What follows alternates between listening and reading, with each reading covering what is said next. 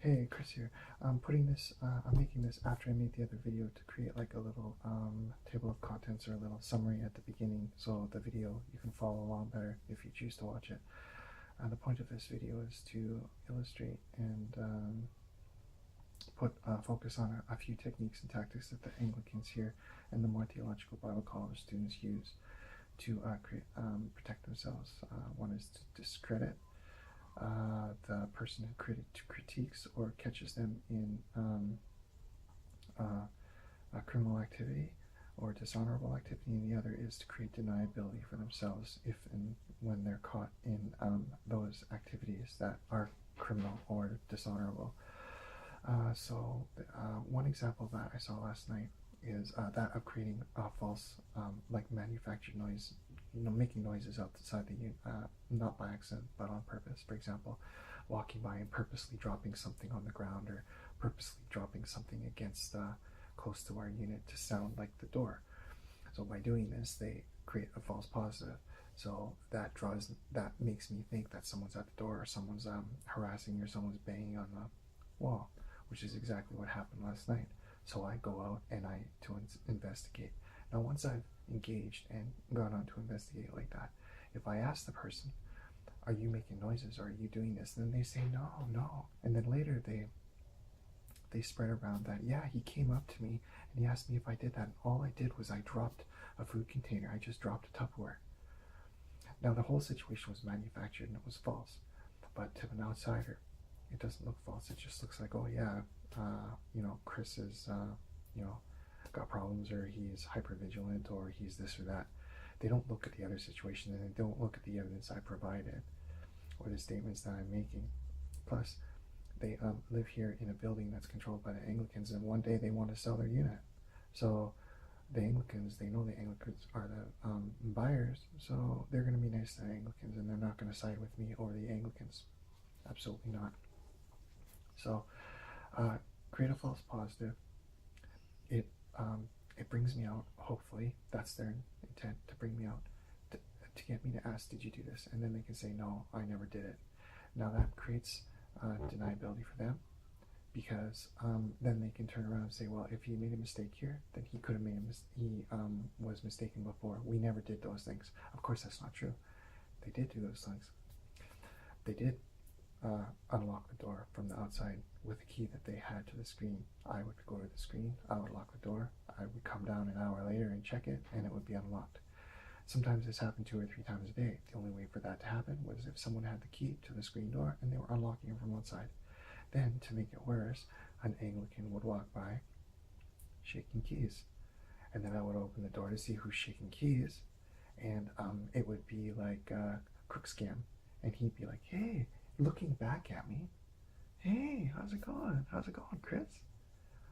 That's an example of what happened before. Or walking by him, running by them close by the unit and brushing the screen door, or throwing small objects at the face of the unit to make smack sounds. So I've said that, and I've publicly declared this, and I've written about it and documented it. So now they want to create deniability. Now they want to discredit my statements and discredit my character. The other way to discredit me by creating false noise in front of the unit is to get me to go to the unit and then look out that way. They can say, "Look at how suspicious he is. Look how hypervigilant he is. Those things never really happened. He's just suspicious and hypervigilant." False. Those things did happen. It has nothing to do with the false positive that happened last night. It has nothing to do with the sound that was purposely created to draw me to the window, to sound like someone's at the door.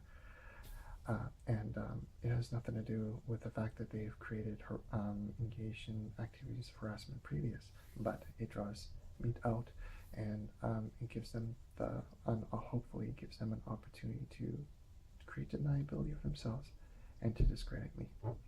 Now, this is the really important thing I've talked about many times. This is the third reason for making false sounds at the front like that, and making sounds that sound like someone's knocking on the wall or knocking on the window or knocking on the screen. And this is as follows. I previously said that they have a really bad attack system called that I call Incenra. It can attack machines under the system, so it can attack the hardware and it can go underneath the system, so there's no evidence left by it.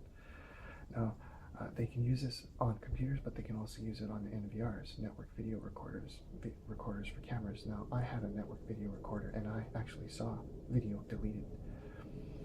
The video was there, and then I went back like a minute later, and the video was gone. And I posted a small portion where they had left one frame of the video, where they deleted a segment of video, and then they left one frame. Now, they want to get to any evidence that's on that, because I've already posted, I've already talked about it on YouTube. They want to get to that. So by creating noise outside, they entice me or motivate me to turn the cameras on it, because I want to catch them, right? I want to prove it. I want to prove that I'm not crazy. I want to prove that they are making these noises on purpose, and that they are floating around my unit and acting in ways that will harass me and instigate me. So they make noises out there to entice me to turn on the machine. Once the machine is turned on, they attack it. That's the third reason for doing what they're doing, for creating these, doing these activities outside the unit that are intended to draw me out.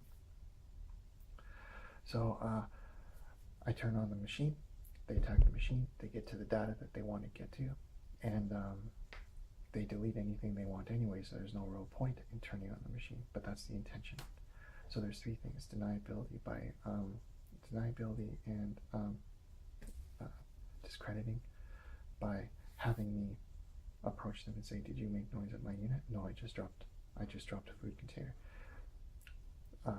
Deniability and discrediting by making false accusations or false character analysis of my character.